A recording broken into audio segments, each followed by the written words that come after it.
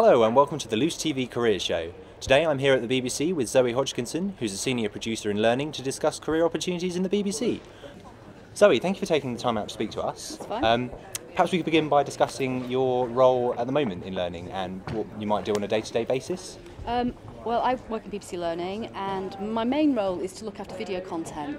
BBC Learning does make some TV programmes, but the majority of material that we produce is delivered online. So I would look after video content that's made for formal learning for areas such as Blast or Bite Size, but also the filming that goes on around campaigns. Okay, so your career has been mainly within the television side of the BBC. Yes.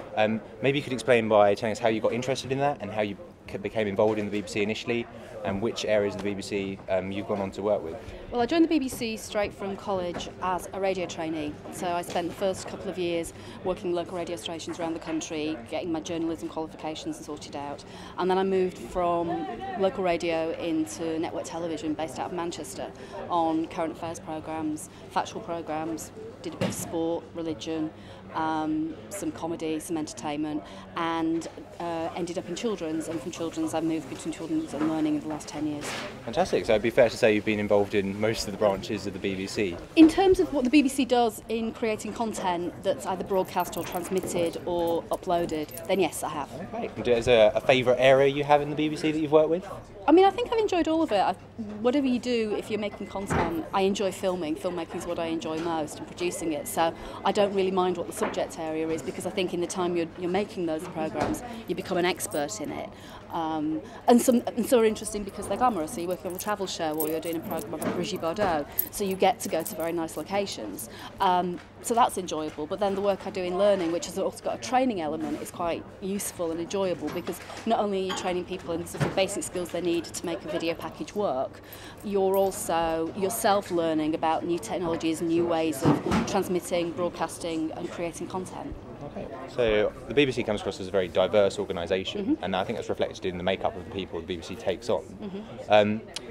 For someone who might be watching this programme who might be interested in a career in the BBC, how would you advise them to maybe go about approaching the BBC and to move towards a career with the BBC when the nature of the BBC's recruitment is very different to, say, a corporate firm where sort of academic achievement is a prerequisite for becoming involved in that company?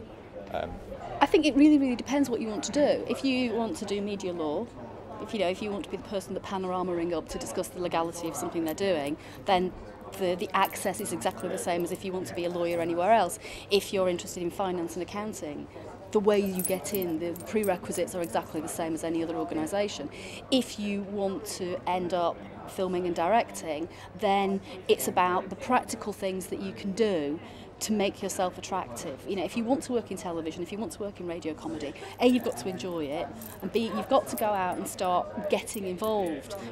Can you do work experience? We have lots of work-related learning schemes with Blast, with various organisations around the BBC that can encourage people while they're doing their degree or while they're at college to get involved. And I think if you're recruiting people, especially sort of entry-level people, what you want to see is they've got, they're inquisitive, they're bright, they're enthusiastic, but also that they've spent a bit of time either, sorting out tapes in local radio, that they've worked as a floor runner on a show, they've gone down to the South Bank and worked at the film festivals that we put on, so that you're showing some sort of enthusiasm. Because I think there's a danger that people, unless you've had a go at it and seen what it involves, then you don't really know what you're asking for. If you've got a radio station at your college, get involved with that. If you've got a paper at your college, get involved in that. If you want to be a journalist, then you've got to think about the sort of things that you need to get in order to become a journalist. If you want to work at the BBC, you either look at the training courses that we provide, or you go and work in local radio or on a local paper and build up that sort of portfolio.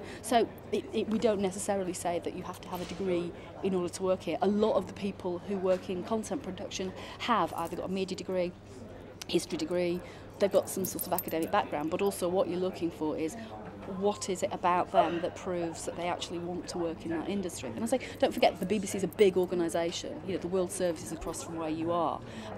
We do lots and lots of different things. It's not just the bit that's forward-facing. It's a very, very, very important part of what we do.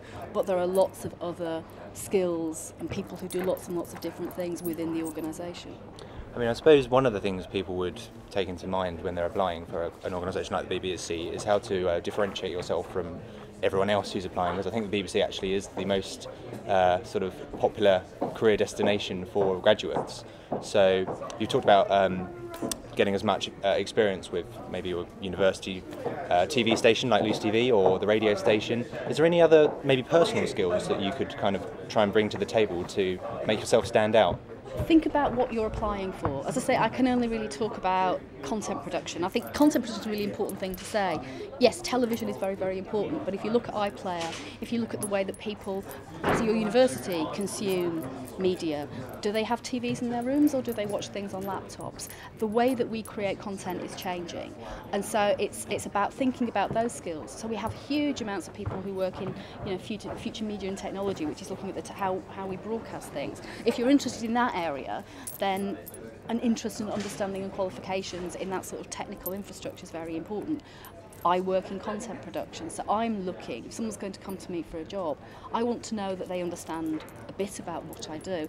And they also think about the skills that they have, that if they're not exactly the skills that were on the application form, how can you apply the skills you've got working in the theatre, or the skills you've got working at your university local radio station or TV station? How do they apply to working in that particular job? Read application forms really carefully. When they give you all those sort of skills and experiences, they've not listed them there just because they wanted to have an afternoon typing. Those are the sorts of things they're looking for. And also do your prep. Find out, is there somebody you can talk to? Does somebody know somebody who can just give you a little bit of insight into the programme? Perhaps is there somebody who's done that job before? You know, if it's a runner's job or a researcher's job, is there an assistant producer who did that job before who can explain to you what that job entails? Because I think that sort of level of research gives people confidence in the interview that actually you've gone that extra mile to find out a little bit more about it. I think we touched on there the sort of nature of the BBC is changing.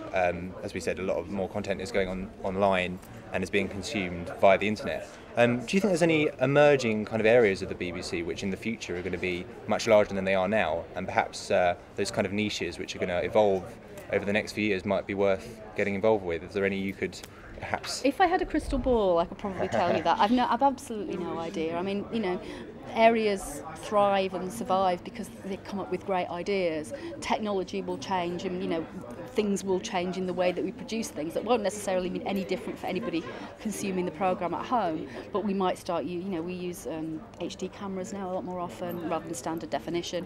We do a lot more tapeless than we used to do. That doesn't make any difference to the person consuming the media. It just means that perhaps we're looking at different ways in which we can create things that become exciting for us. Departments merge, departments move. By putting different departments in the same building, you get new content and new ideas because people are mixing together. And don't forget radio. I mean, radio is an incredibly strong part of what the BBC does, not just in journalism, but in developing comedy and drama. It's much easier to put on a risky comedy or drama in radio because the financial implications are a lot less, and you can try things out. And if you look at things like Little Britain, they started out on Radio 4 and moved into TV, so you can develop ideas. So I think you need to think about what you want to do and what you enjoy, and also, but don't just think of the BBC as the things you listen to on the radio, the things you click on the internet, and the stuff that you watch.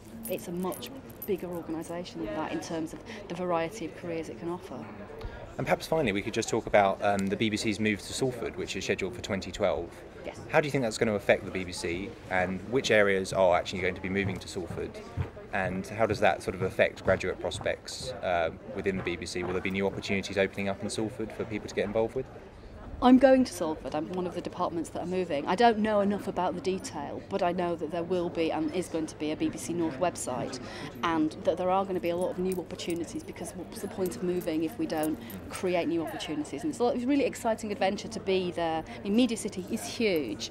It's going to, it's going to incorporate sport and children's, FM&T. There's lots of other areas. There's the comedy department. The whole of BBC Manchester is moving over there, so there'll be entertainment and comedy. So it's going to be a really interesting place. And it's a purpose-built building. I mean, it's going to be something that we can build and develop on, and hopefully encourage people from independent productions and other areas to move in, so that you get that sort of exchange of ideas. Fantastic. Well, thank you very much for taking the time out to speak to us, Zoe. We're very appreciative of your efforts. Thank you very much. A pleasure.